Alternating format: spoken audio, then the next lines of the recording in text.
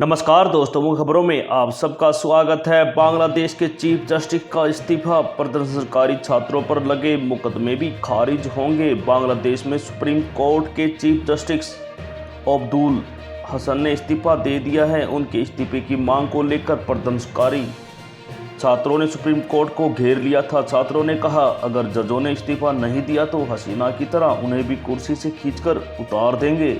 सैयद रहफत अहमद बांग्लादेश के नए chief justice होंगे। बांग्लादेश की अंतरिम सरकार ने कहा कि 1 अगस्त से 5 अगस्त तक आंदोलन के दौरान छात्रों पर दर्ज किए गए केस भी खारिज किए जाएंगे। चलते हैं अगली खबर की तरफ। विनेश फोगाट के सिल्वर मेडल पर फैसला टला। CAS कोर्ट 13 अगस्त को फैसला सुनाएगी। Court of arbitration for sports wrestler Vinesh Phogat को सिल्वर मेडल दिए जाने की मांग पर 13 अगस्त को फैसला सुनाएगी। फाइनल मैच से पहले विनेश को 100 ग्राम ज़्यादा वजन होने के चलते अयोग्य घोषित कर दिया गया था, जिसके बाद विनेश ने संयुक्त रूप से सिल्वर मेडल दिए जाने की मांग की थी। इस मामले पर शुक्रवार को 3 घंटे सुनवाई हुई। इस दौरान विनेश भी वर्चुअल मौजूद रही। भारतीय ओलंपिक संघ की ओर से सीनियर वकील हरीश साल्वे ने उनका पक्ष भी रखा। चलते हैं अगली खबर की तरफ। कोलकाता के हॉस्पिटल में ट्रेनी डॉक्टर की रेप और हत्या, आरोपी 14 दिन की पुलिस कस्टडी में भेजा गया। कोलकाता के सरकारी अस्पताल के सेमिनार हॉल में 9 अगस्त को पोस्ट ग्रेजुएट ट्रेनी महिला डॉक्टर का अर्धनंगा शव मिला था। पुलिस ने आरोपी संजय को 9 अगस्त को गिरफ्तार किया था। पुलिस ने उसके खिलाफ हत्या और बलात्कार का केस दर्ज किया है। उसे 14 दिन की न्यायिक हिरासत में भेजा गया है। पश्चिम बंगाल की CM ममता बनर्जी ने कहा कि मामले को फर्स्ट ट्रैक कोर्ट में भेजा जाएगा। दोषी को फांसी की सजा देने की मांग भी करेंगे। चलते हैं अगली खबर की तरफ।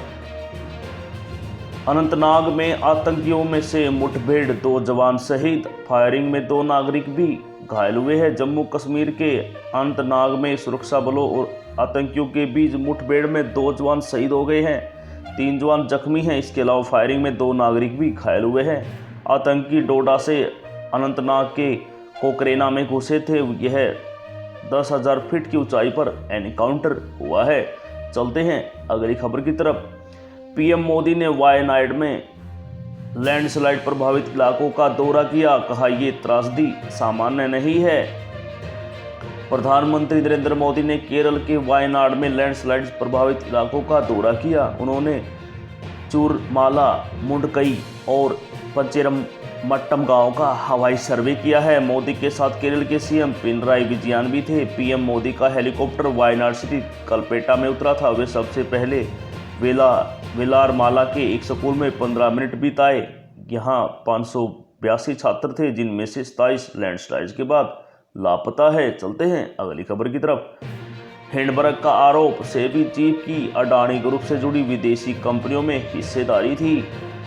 हिंडनबर्ग रिसर्च ने अडानी ग्रुप को लेकर 18 महीने बाद नई रिपोर्ट जारी की है। इसमें हिंडनबर्ग ने security exchange board of India की चीफ माधवी पुरी चुप पर आरोप लगाया है कि दावे के मुताबिक माधवी की उन विदेशी कंपनियों में हिस्सेदारी थी जिनका इस्तेमाल अडानी ग्रुप ने पैसों की हेराफेरी में किया है।